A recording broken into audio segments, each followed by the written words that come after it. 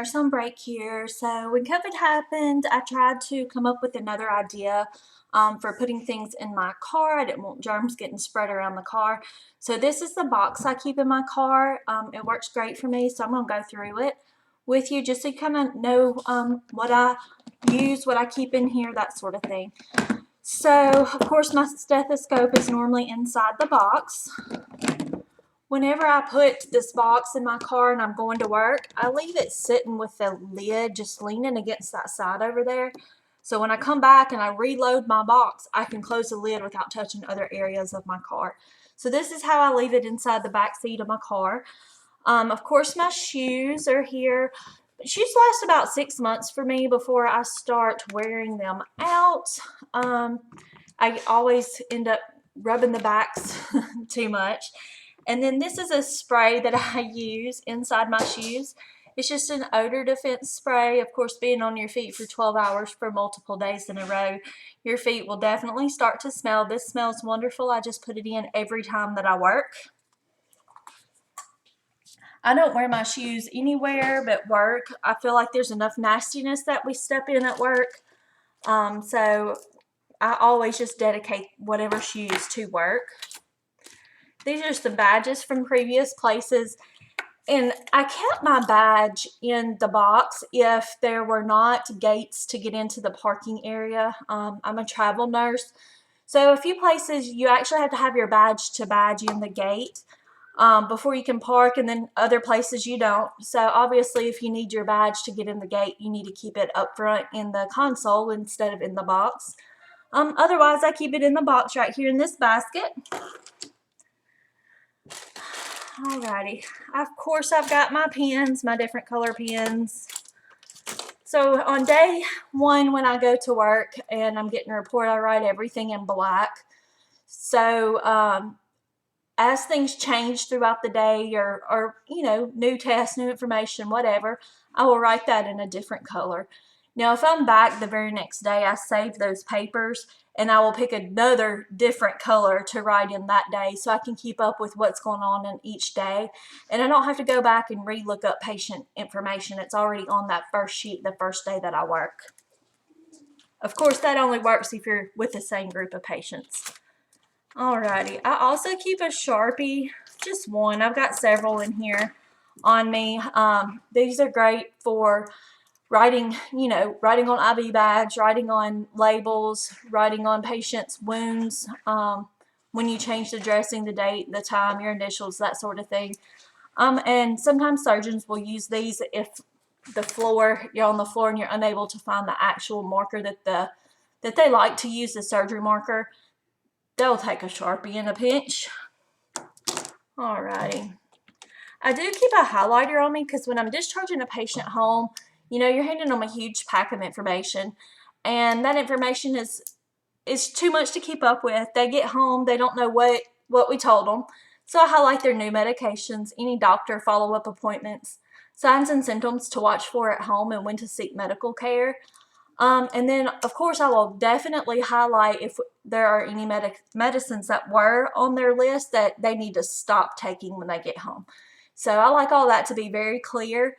And I let the patients and the family know, hey, the important stuff is highlighted. So I always carry those with me. Whiteboard marker. I've got several in here. I always use the black one because patients have a hard time seeing the different colors across the room. A lot of those whiteboards are, you know, at the end of the bed or by the door or wherever, and they can't see the color. So I usually just write in black.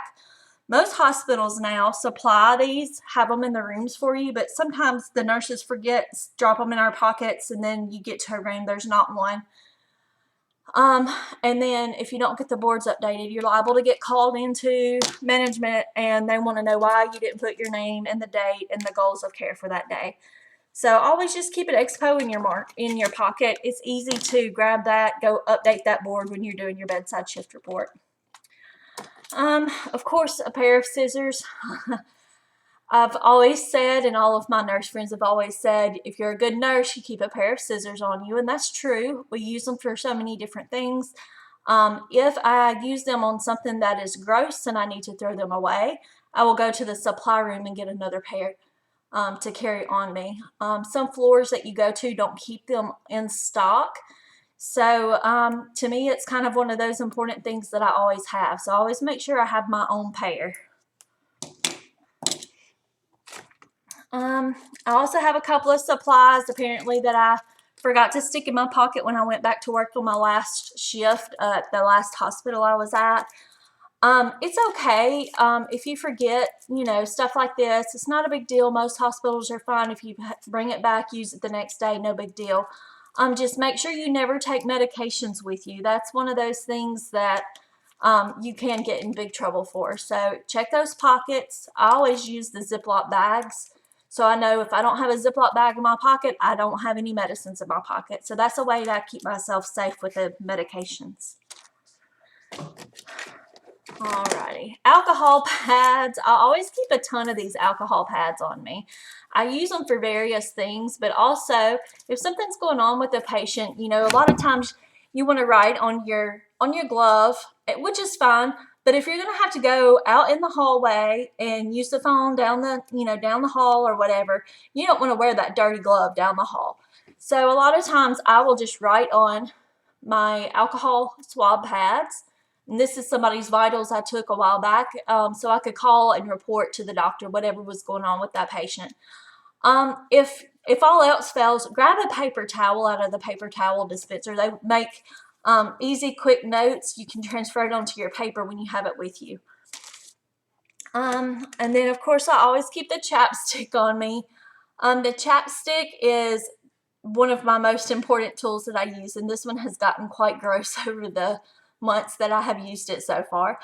But, you know, you don't stop and take a drink or, you know, do those things to take care of yourself throughout the day. So your lips get dry, nasty, peeling. So I always keep a tube of chapstick with me. And then, of course, tape.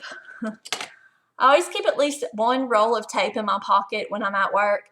When I go do my bedside shift report, especially in the mornings or in the evenings, whichever shift I'm working, I look at everybody's IVs or tubes. I make sure everything's secure. If it's not, I can throw a piece of tape on it till I'm able to go get a new dressing and put on whatever is not secure. So I carry the tape on me. I keep it on me. I also like to anchor my IV lines, especially if they're in places that are easy to pull out, like the tops of the hands. I will anchor those lines on up the arm some, so if that patient accidentally tugs on it, it's not pulling on the needle. All right. And these are my masks. Believe it or not, I was actually at a hospital that did not supply masks. We had to wear our mask from home. I bought a big 250 count box from Sam's, and this is all that's left after about 6 months of work. So that was an interesting thing, but, you know, keep them handy just in case. You have to change, you have to take your own. And then these are my pens that I use. I ordered them in bulk from Amazon because they're hard to find here where I live. They're the Pilot G2 1.0s. I typically, when I pull them out, I open them up. They unscrew right there, and I slide a piece of paper inside it with my initials on it. One thing that I will tell you is on your badge, the badge reels that actually pull out are nice.